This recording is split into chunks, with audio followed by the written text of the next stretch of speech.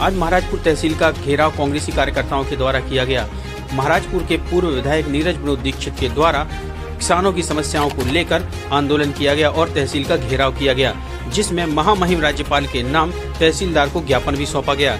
मांग पत्र में उन्होंने अघोषित बिजली कटौती, संपूर्ण विधानसभा क्षेत्र के अंतर्गत खराब ट्रांसफार्मर और आवारा पशुओं से खराब हो रही फसल के लिए मांग रखी गई। इसके साथ ही नगर पालिका परिषद महाराजपुर में व्याप्त भ्रष्टाचार को लेकर भी सवाल खड़े किए और उचित जांच एजेंसी से जांच कराने की बात कही।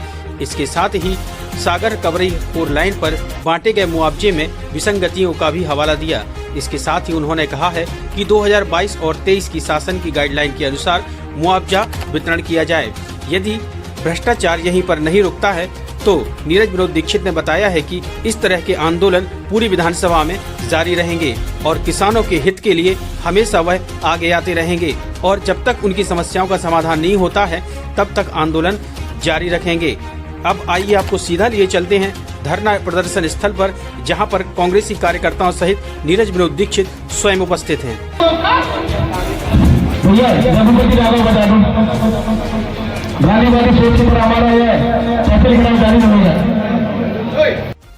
काम हो रहा है। इन्हीं सब बातों के साथ यहाँ पर हमारे कांग्रेस पार्टी के एक कार्यकर्ता के द्वारा किसानों की लड़ाई को अंतिम सांस तक लड़ने का काम किया जाएगा और हम धन्यवाद देते हैं नीरज दीक्षित जी, सम्मानित कांग्रेस पार्टी के हमारे वरिष्ठ लोगों और खासकर यहाँ के ब्लॉक अध्यक्ष, हमारे आदरणीय ब्लॉक अध्यक्ष जी और हमारे सोशल मीडिया से है, हमारे यहाँ लुगासी से ब्लॉक अध्यक्ष नौगांव से और जितने सभी वरिष्ठ लोग आए हैं। आज ये किन चीज़ों को लेकर आपने ज्ञापन दिया है? आप देख रहे हैं जिस तरह किसान परेशान हैं, ठंड के दिनों में भी अवैध कटौती की जाती है, समय समय पर हमारे किसानों को लाइट नहीं मिल रही, जिससे उनकी ढलाई नहीं हो पा रही है, बच्चों की परीक्षाएं भी पास आ गई हैं। इसके बाद जो 24 घंटे की लाइट है वो महज 12, 13 या 14 घंटे देते हैं दिन भर में, कई बार उसको ट्रप करते हैं, घंटों घंटों के लिए बंद कर देते हैं। पहला मुद्दा ये था। दूसरा सबसे बड़ा मुद्दा है कि जो हमारी गाय हैं, गौशाला में पर्याप्त पैसा आने के बाद भी उनको अच्छा भोजन नहीं दिया जा रहा है और उनसे फसलें भी हमारी नष्ट हो रही हैं, उन पर भी जांच की जाए। आपकी महाराजपुर नगर पालिका में कई निर्माण कार्य भ्रष्टाचार की भेंट चढ़ गए हैं, उनकी एक कमेटी बनाकर जांच की जाए और साथ में जो लाइटें लगी हुई हैं बड़े बड़े पोलों में, वो आज 10 महीने से महाराजपुर की खराब है, उस पर गौर नहीं किया जाता है। इन सब चीज़ों को लेके साथ में 4 लाइन पर जो मुआवजा मिला, उचित मुआवजा नहीं मिला है उन किसानों को।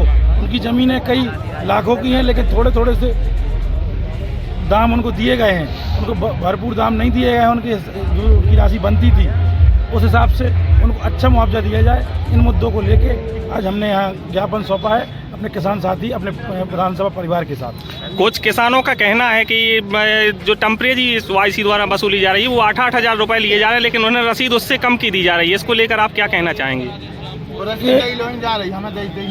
यही तो भ्रष्टाचार है।